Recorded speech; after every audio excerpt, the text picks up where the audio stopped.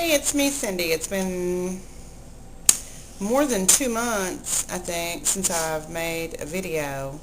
A lot's happened since then. I weigh 186 now, so I've lost 64 pounds. I went from a size 20 to a size 14, which is now too loose, and I'm on my way to getting a size 12. I'll be doing that here real soon. I still weigh myself like a maniac every day. I eat one meal a day. It's either lunch or supper, usually is what I eat. Sometimes, once in a while, it might be breakfast, but I just eat one meal a day. Sometimes I'll have popcorn or something like that maybe for supper if I'm really, really hungry, but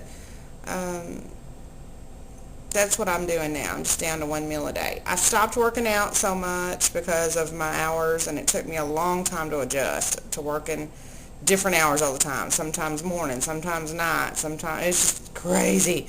So I just wasn't working out as much, and I got stuck for a long time at 189, I think is what it was. And then I started working out again, so on a, more. So I'm working out again more, closer to what I used to work out. And since then, I've lost 3 pounds. I wanted to talk about this phone situation. Okay, this is my phone. This is the phone that I've had. It's a Sony Ericsson 580 Walkman phone. It's a slider phone. And it's got 2.0 megapixel camera on it. And it's got an FM, AM, FM radio. Well, it's got earphones. I use it every day when I work out. I use the radio. I use the phone a lot. I've texted a lot. I've talked on the phone a lot. And I use my camera a lot. Anybody that knows me knows I'm obsessed with picture taking. I'm just obsessed. I can't scratch my behind without taking a picture. And, well, not literally, but you know what I mean. So, this phone is notorious for the keys sticking on this phone. They stick, they break, they jam, they do all this kind of stuff. Well, this button right here really messed up, and then I couldn't text, I couldn't push any of the buttons. They just quit working. I mean, I was pounding on this thing, pounding on it, trying to get the keys to work. The phone would ring, and I could not answer it. I would get a text, and I couldn't answer it. Couldn't do anything with it. So anyway, my friend her daughter had the same phone in pink. Here it is. This is the phone, actually. My daughter Paige had this same pink phone too, and but hers finally just played out. She didn't have it anymore. Anyway, so my friend said, take this phone, and it works. The buttons are kind of stuck on it too, and it works. But look, check the screen out. It's about a third of the way through. It's just blacked out. So when someone sends me a text message, if it's more than one sentence, one little sort of sentence, it cuts off. If somebody calls me, when someone calls me, their name usually shows right about there. I don't know who's calling me. So this is just a very temporary phone. So I'm using it just to get by because it works. And it works, and that's all I can say about it.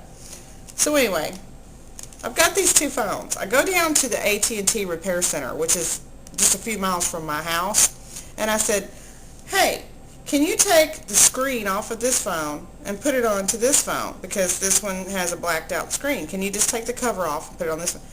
No, because we're not competent enough to do that. We're all semi-retarded here, and we can't do something that's that difficult. Okay. So, anyway, I'm just going to go to eBay or wherever and get me a phone, because the new phones are just too expensive. I'll probably get a used one or whatever. And I'm not going to be able to get the iPhone that I really want until my upgrade in January or February. So what else is new? I developed this weird reaction to something, and I don't even know what it is, but I got this allergic reaction to something where I got these hives and itchy scratch. I mean, like to the point where I was bleeding. And I don't know what it is, but I was scratched all over. And I was like, okay, do I have fleas? Do I have cooties? What is it? I couldn't figure out what it was. And that finally went away. I prayed. I think the Lord just healed me of that, because it's finally gotten about 90% better. It's almost completely gone now.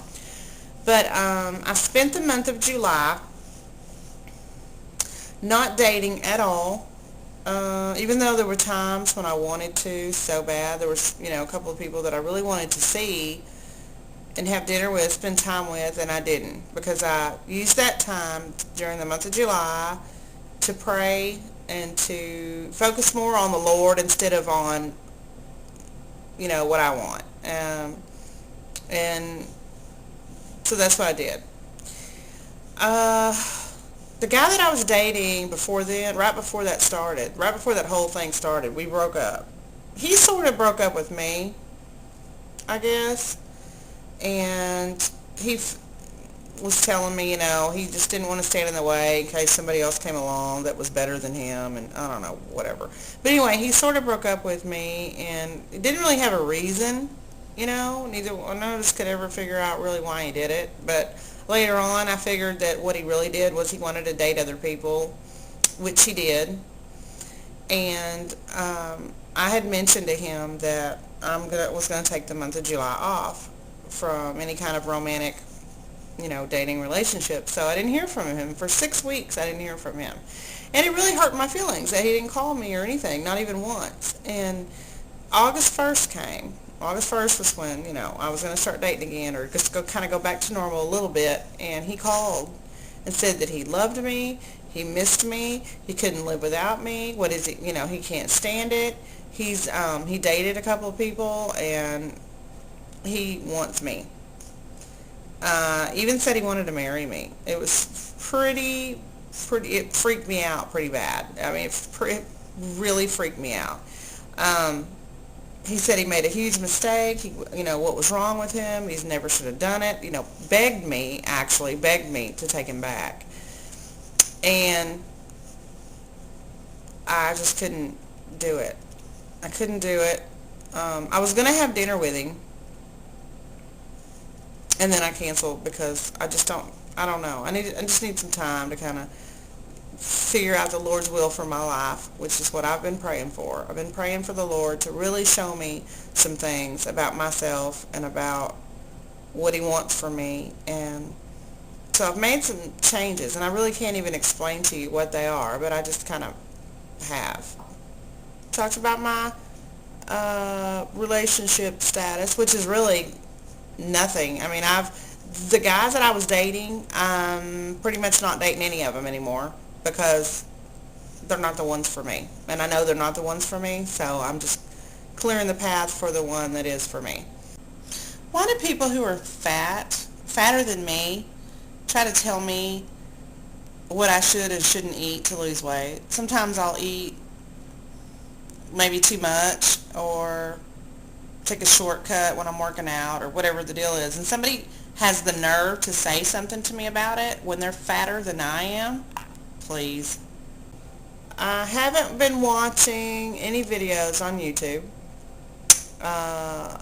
on the weight loss in my circle of friends. I haven't watched any. So I've got a bunch of videos to watch. So once I watch the videos, I'll be commenting on some things and try to get back in the swing of things. I have not even picked up my video camera, and it's been so long. I just haven't been in the mood, I guess. I don't know. I haven't really been in the mood. So I'll try to do that.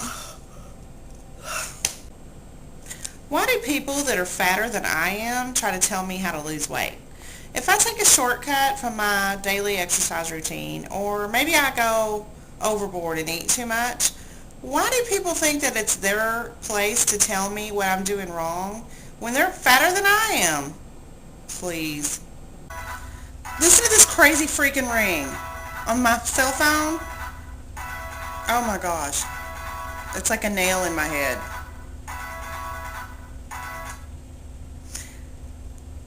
And I don't know how to reset it.